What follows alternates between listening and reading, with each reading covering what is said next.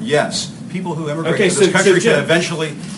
People who immigrate to this country not through Ellis Island, as a factual question, in other ways, do obtain a green card at some point. They do it through a lot of hard work, and yes, they may learn English as a second language later on in life. But this whole notion of, well, they could learn, they have to learn English before they get to the United States. Are we just going to bring in people from Great Britain and Australia?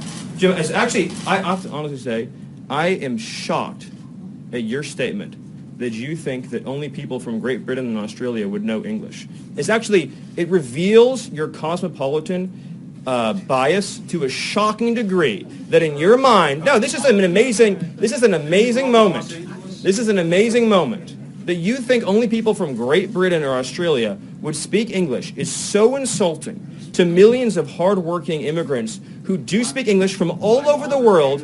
Jim, have you honestly never met an immigrant from another country who speaks English outside of Great Britain and Australia? Is that your personal experience? Of course, there are people who come. But that's not what you said, and it shows your cosmopolitan bias. And I just want to say, it sounds like you're trying to engineer the racial and ethnic flow of people into this country. Jim, that is one of the most outrageous, insulting, ignorant, and foolish things you've ever said. And for you, that's still a really the notion that you think that this is a racist bill is so wrong and so insulting. Jim, the reality is that the foreign-born population into our country has quadrupled since 1970. That's a fact. It's been mostly driven by green card policy.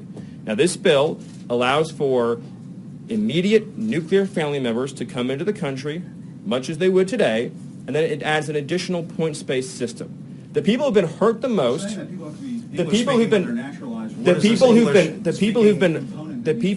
hurt the most by the policy you're advocating are apparently just unfettered, uncontrolled migration. The people who've been hurt the most by the policy. The people who've been hurt the most by the policy that you're. The people who've been hurt the most by the policy you're advocating are immigrant workers and minority workers and African American workers and Hispanic workers. And it has African American community. Now you brought it up again. You said you wanted to have a conversation and not target. Is it going to be a target? This is what we want to do. The African American community. Are you going to target? I'm not trying to be funny. Right, I know what you're saying. What you're saying is 100% correct. We want to help unemployed African Americans in this country and unemployed workers of all backgrounds get jobs. And insinuations like Jim made, trying to ascribe nefarious motives to a compassionate immigration measure designed to help newcomers and current arrivals alike, is wrong.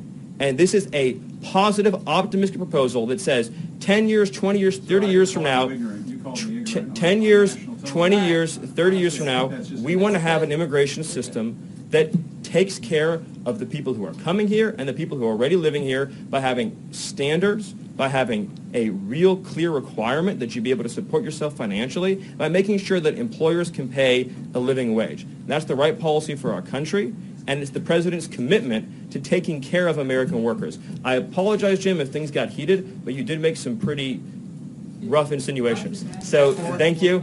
Thank you. Thank you, and I'll hand it over to Sarah. I think that went exactly as planned.